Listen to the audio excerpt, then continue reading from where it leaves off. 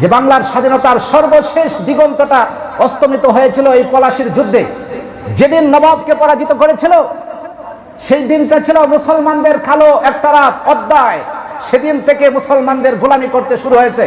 প্রথমে করেছে ইংরেজদের, তারপরে গোলামি করতে শুরু করেছে। যখন ইংরেজরা দেশ থেকে পালিয়ে গেল, এরপর থেকে গোলামি শুরু করেছে হিন্দুদের। কারণ এই ইংরেজরা জমিদারি দিয়ে গেছে হিন্দুরা, যে আমরা এই দেশ থেকে চলে যাচ্ছি, রাষ্ট্র ক্ষমতা এখন তোমরা চালাও, ওদেরকে গতিতে বসায় গেছে। আর যদি মীর জাফর যদি পলাশের যুদ্ধে যদি সেই বিশ্বাসঘাতকতা যদি না করতেন, ভারতের মুসলমানদের শাসন ক্ষমতা এখনো থাকতো। 5টা দেশ মিলিয়েছিল ভারতবর্ষ, একটা না। ভারত, বাংলাদেশ, আফগানিস্তান, মায়ানমার এবং পাকিস্তান, এই 5টা দেশে ছিল ভারতবর্ষ।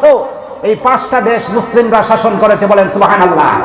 1 বছর না, 2 বছর না, একাধারে 850 বছর মুসলমানদের শাসন ক্ষমতায় ছিল, চিল্লায় বলেন সুবহানাল্লাহ।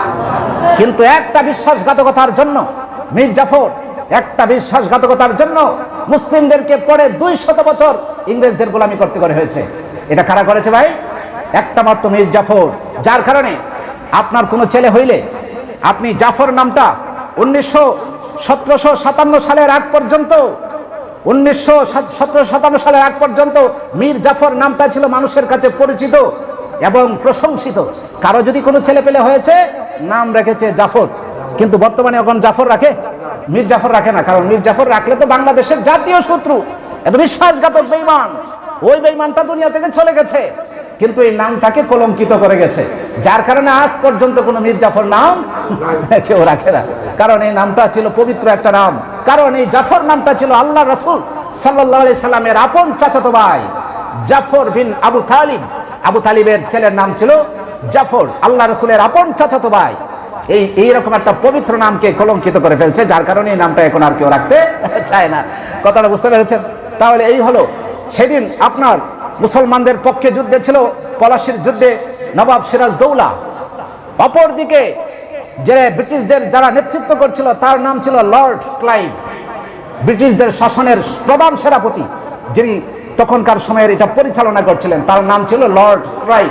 ইংরেজদের, ব্রিটিশ থেকে এসেছিল এদেশে। এই লর্ড ক্লাইভ যখন যুদ্ধে অংশগ্রহণ করেছে, যাদেরকে যুদ্ধের জন্য এনেছিল একটাও ছিল না প্রশিক্ষণ প্রাপ্ত কোনো সৈনিক ছিল না।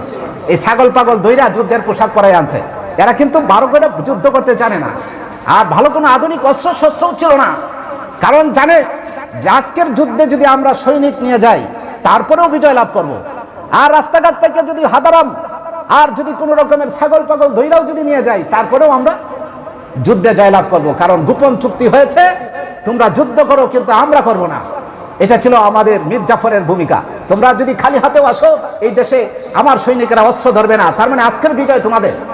যার কারণে লর্ড ক্লাইভ নবাব সিরাজদৌল্লাহকে যখন হাত পাও বেঁধে ফেলেছিল ইংরেজ সেনাবাহিনী, আপনারা ঘটনাটা জানা আছে আপনাদের?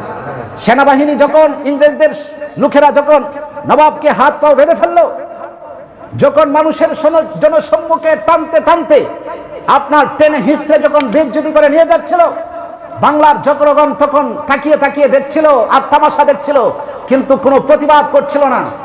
যে নবাব ছিল বাংলার এক সময় নবাব, সেই নবাব আজকে ইংরেজদের হাতে বন্দী।